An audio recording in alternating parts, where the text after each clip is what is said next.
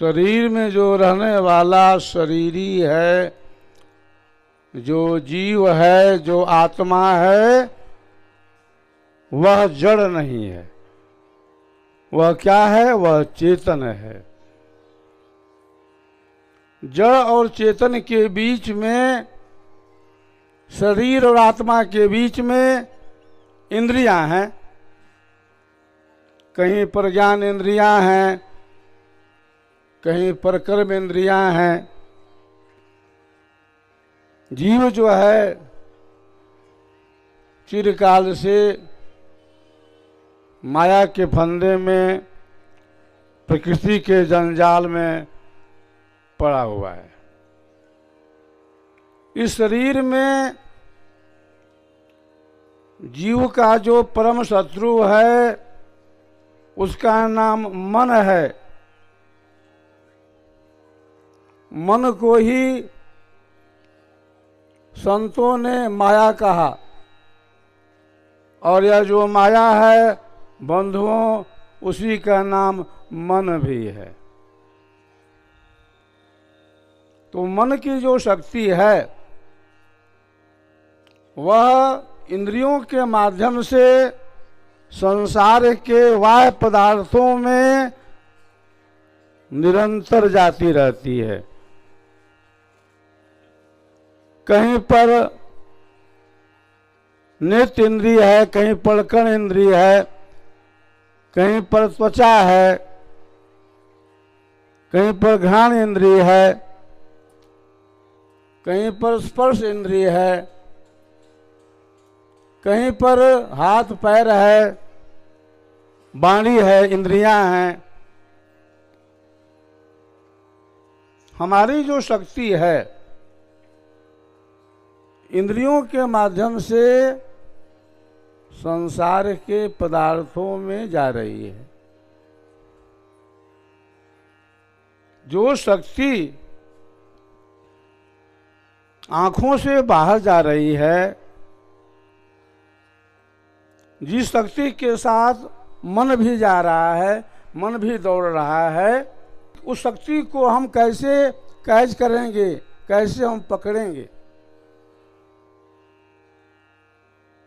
Medical science कह रहा है कि 80% मन रहता है आंखों के आगे।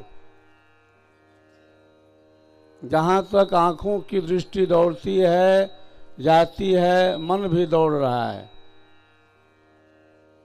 जहां दृष्टि है वहीं पर मन है।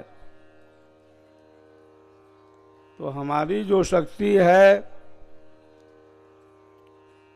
इंद्रियों के माध्यम से संसार के माई पदार्थों में निरंतर जा रही है। मृतम शरीरम उत्सृज्य काष्ठ लोष्ट समंक्षितौ विमुखा बांधवा यान्ति धर्म स्व मन गच्छति। ऋषि कहते हैं कि जब शरीर मृत हो जाता है, जड़ हो जाता है, तो घर के बंधु बांधव लोग उसको त्याग देते हैं, छोड़ देते हैं, और धर्म स्व मन गच्छति, अपना जो धर्म है वही जो है मनुष्य के साथ जाता है। शरीर जो है छूट जाता है, लेकिन हमारी जो वासना है, हमारी जो तृष्णा है, हमारे जो बुरे संस्कार हैं, हमारी जो आशा है, वह नहीं छूटती है।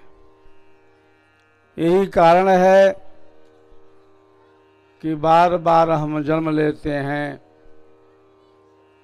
बार बार हम संसार में आकर के सांसारिक कष्टों को झेलते हैं।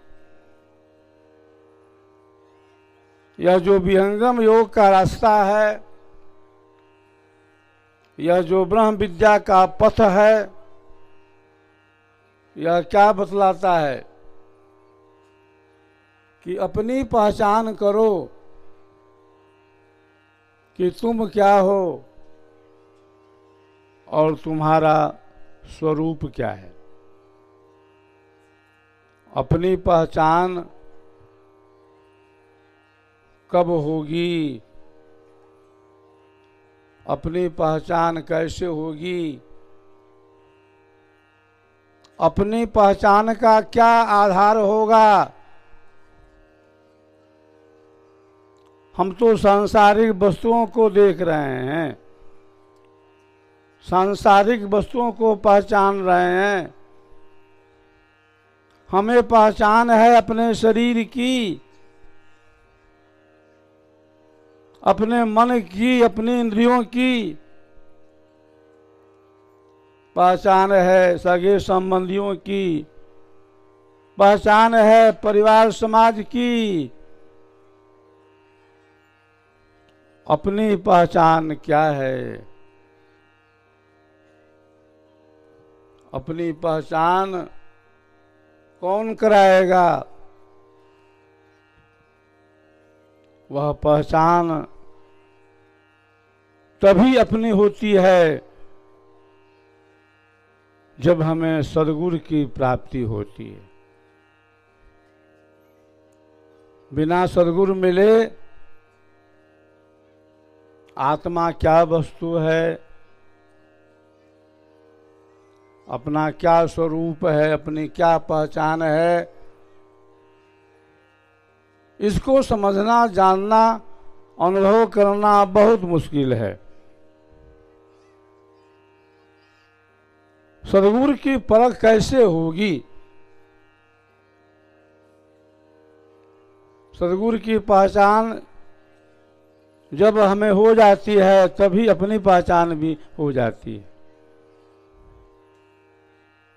जिसने सद्गुरु को नहीं पहचाना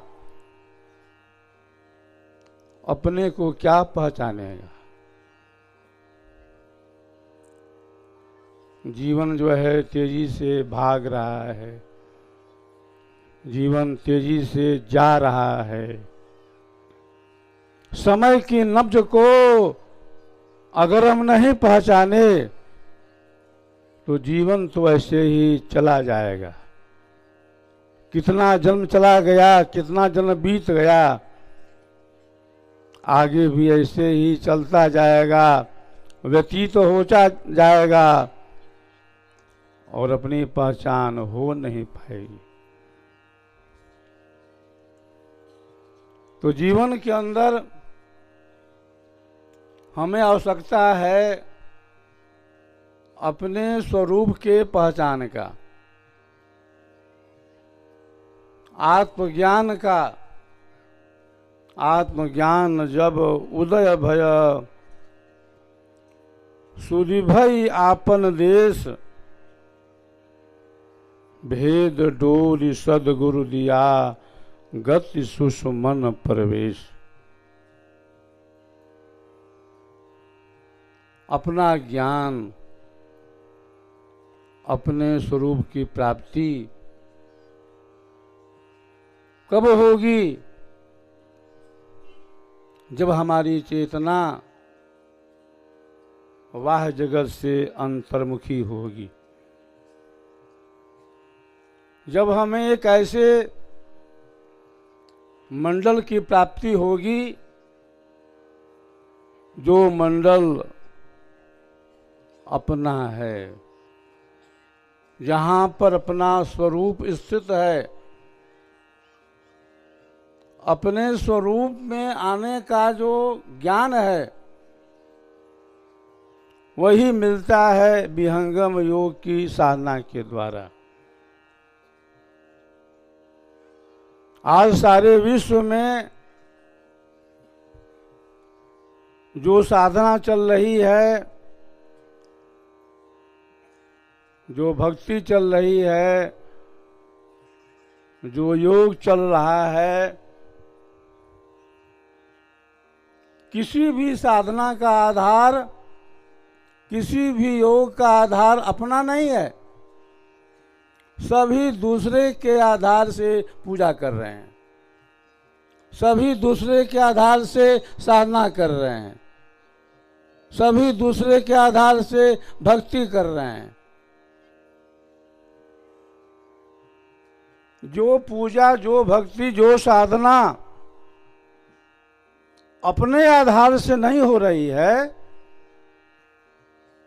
तो दूसरे के आधार से पूजा करके आप चाहते हो जाना परमात्मा के पास, कभी भी संभव नहीं है। परमात्मा को अगर पाना है, परमात्मा के पास अगर पहुंचना है, तो साधन, भक्ति, पूजा, उपासना हमें करना होगा, यानी आत्मा को करना होगा।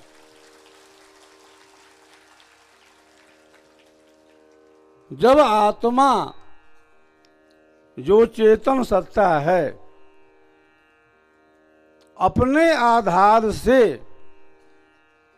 सद्गुरु के प्रकाश में, अक्षर के प्रकाश में चेतन भक्ति नहीं करेगा, तब तक आत्मा जो है परमात्मा को प्राप्त नहीं करेगा। और जब तक आत्मा परमात्मा को प्राप्त नहीं करेगा, तब तक आत्मा क्या करेगी? मन के चंगुल में फंसी रहेगी। जीव का जो परम शत्रु है, उसी का नाम मन है। मन नहीं चाहता है जीव का कल्याण हो। विधि हरिहर कवि को विद बानी, कहत साधु महिमा सकु जानी। वो साधु कौन है? वही साधु जो है वो सद्गुरु है, जिसकी महिमा ब्रह्मा विष्णु महेश भी नहीं गा पाए। ब्राह्म मुहूर्त काल में मिला ज्ञान उपदेश, बास सरेह एकांत में पाया साधु भेष। वह जो सद्गुरु है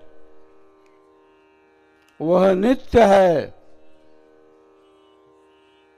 वह चेतन है, और उस सद्गुरु को जो प्राप्त कर लेता है वही संसार के बंधन से छूट जाता है। बात है 1954 की। प्रयागराज में महाकुंभ लगा हुआ था। सद्गुरुदेव अपने आसन पर विराजमान थे। एक सेवक आता है और कहता है कि स्वामी जी, आप यहां कैसे आ गए हैं? आपको तो अभी मैं देखा प्रयागराज में, और आप आ गए झूसी आश्रम में। यह क्या आपकी लीला है? कुछ हमें समझाइए। मैं तो अज्ञानी जीव हूं। स्वामी जी ने क्या उत्तर दिया? एक सत्ता है जो मेरे भी ऊपर है, और वह सत्ता कई जगह मेरे रूप में भी प्रकट होती आई है। स्वामी जी कहते हैं कि मैं वृत्तिकूट की गुफा में तपस्या कर रहा था, साधना कर रहा था। ठीक उसी समय में वृत्तिकूट से दूर खारी नामक ग्राम में वह सत्ता मेरे रूप में प्रकट हो गई। मम स्वरूप में प्रकट हो खारी में वह आए मम स्वरूप अभिमान क्या यह रहस्य बतलाए। वृत्तिकूट खारी प्रगट झूसी प्रगटे आय, यह प्रत्यक्ष प्रमाण है चारों जुग जग आए। एक ऐसी सत्ता है जो नित्य है, जो अनादि है, जो हम सबको देख रही है। विहंगम योग के प्रणेता सदगुरु सदाफल जी महाराज ने कहा कि मेरा कोई भौतिक गुरु नहीं है, मेरा गुरु तो एक ही है, जिस गुरु का कभी नाश नहीं होता, जो कभी मरता नहीं है। नित्य अनादि गुरु देव हमारा, चारों जुग में रहे पर चारा। खुले सुषमना दसवां द्वारा, गगन महल में भय पे ठारा। सदगुरुदेव कहते हैं कि मैं बाल्यावस्था में साधन कर रहा था, किसी ने हमारे सिर पर अंगुली रख दी, बालापन अभ्यास में मम सिर अंगुल राख। तो वह सत्ता कौन है? वही सत्ता जो है नित्यनादि सदगुरु की है। उसी सत्ता के द्वारा विहंगम योग का प्रचार प्रसार सदा से होता आया है और अभी भी हो रहा है, चल रहा है। कभी कभी यह धार बंद हो जाती है, टूट जाती है, पुनः जो है सदगुरु प्रकट होते हैं, उस धारा को, प्रवाह को प्रवाहित करते हैं। बहुत वर्षों तक ब्रह्म विद्या की धारा लुप्त रही। जब हमारे विहंगम योग के प्रणेता सदगुरु सदाफल देव जी महाराज का अवतरण हुआ, तब वह जो ज्ञान है पुनः प्रकट हुआ।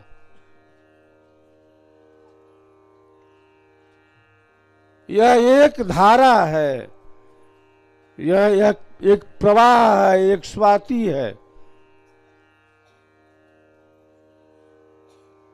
इसका जो संबंध है एक ऐसे मंडल से, ऐसे केंद्र से है, जो मंडल, जो केंद्र परमाणुओं का है, जहां पर योगी बैठ करके परमाणुओं का योग वियोग करता है।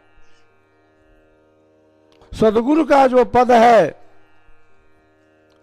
वह लिखने से, पढ़ने से, पुस्तकी ज्ञान से नहीं प्राप्त होता। स्वर वेद की वाणी क्या कहती है? अजगुरु की छाया पड़े सदगुरु पद अधिकार, विद्या पढ़ गुरु नहीं बने महा कठिन व्यवहार। मन मुख्य गुरु बन जग ठगे, अनधिकार पद ले, नष्ट करे संसार को जीव काल घर दे। श्रुत ज्ञान धारा चली जगत गुरु जन सोय, साधन शून्य वे गुरु नहीं जीवन मुक्त गुरु होय। उत्तम स्वाति भृंग की उत्तम शिष्य समाय, अधिकारी गुरु पद मिला विश्व ध्वजा फहराए।